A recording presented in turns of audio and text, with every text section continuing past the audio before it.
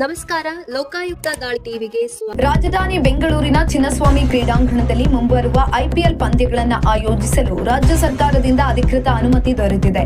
ಭದ್ರತಾ ದೃಷ್ಟಿಯಿಂದ ಪಂದ್ಯಗಳ ಆಯೋಜನೆ ಬಗ್ಗೆ ಇದ್ದ ಗೊಂದಲಗಳಿಗೆ ಇದೀಗ ತೆರೆಬಿದ್ದಿದ್ದು, ಪ್ಲೇ ಆಫ್ ಹಾಗೂ ಫೈನಲ್ ಪಂದ್ಯಗಳಿಗೂ ಚಿನ್ನಸ್ವಾಮಿ ಸ್ಟೇಡಿಯಂ ಆತಿಥ್ಯ ವಹಿಸಲಿದೆ ಎಂಬ ಬಂಪರ್ ಸುದ್ದಿಯನ್ನ ಕೆಎಸ್ಸಿಎ ನೀಡಿದೆ. ಈ ಬಗ್ಗೆ ಮಾಹಿತಿ ನೀಡಿರುವ ಕೆಎಸ್ಸಿಎ ಉಪಾಧ್ಯಕ್ಷ ವಿನಯ್ ಮೃತ್ಯುಂಜಯ ಅವರು, ಕ್ರೀಡಾಂಗಣದಲ್ಲಿ ಐಪಿಎಲ್ ಪಂದ್ಯಗಳನ್ನು ನಡೆಸುವುದಕ್ಕೆ ಸರ್ಕಾರದಿಂದ ಅಧಿಕೃತ ಒಪ್ಪಿಗೆ ಸಿಕ್ಕಿರುವುದನ್ನು ಖಚಿತಪಡಿಸಿದ್ದಾರೆ.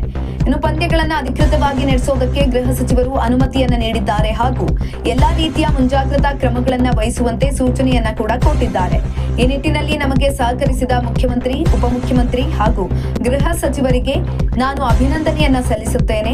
ಆರ್ಸಿಬಿ ತಂಡವು ಇಲ್ಲಿ ಪಂದ್ಯಗಳನ್ನಾಡಲು ಒಪ್ಪಿಕೊಂಡಿದ್ದು, ಜೊತೆಗೆ ಐಪಿಎಲ್ನ ಪ್ಲೇ ಆಫ್ ಹಾಗೂ ಫೈನಲ್ ಪಂದ್ಯಗಳ ಆಯೋಜನೆಗೂ ಆರ್ಸಿಬಿ ತಂಡವು ಇಲ್ಲಿ ಪಂದ್ಯಗಳನ್ನಾಡಲು ಒಪ್ಪಿಕೊಂಡಿದ್ದು, ಜೊತೆಗೆ ಐಪಿಎಲ್ನ ಪ್ಲೇ ಆಫ್ ಹಾಗೂ ಫೈನಲ್ ಪಂದ್ಯಗಳ ಆಯೋಜನೆಗೂ ನಮಗೆ ಅವಕಾಶ ಸಿಕ್ಕಿದೆ ಅಂತ ವಿನಯ್ ಮೃತ್ಯುಂಜಯ ಹರ್ಷವನ್ನ ವ್ಯಕ್ತಪಡಿಸಿದ್ದಾರೆ.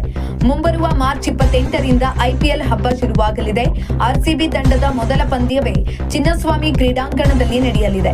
ಇನ್ನು ಪಂದ್ಯಾವಳಿ ಆರಂಭಕ್ಕೆ ಕೆಲವೇ ದಿನಗಳು ಬಾಕಿ ಇರುವುದರಿಂದ ಬಾಕಿ ಉಳಿದಿರುವ ಸಣ್ಣ ಪುಟ್ಟ ಕೆಲಸಗಳನ್ನ ಅತ್ಯಂತ ಕಡಿಮೆ ಅವಧಿಯಲ್ಲಿ ಪೂರ್ಣಗೊಳಿಸಲು ಕೆಎಸ್ಸಿಎ ಭರದಿಂದ ಸಿದ್ಧತೆಯನ್ನ ನಡೆಸಿದೆ.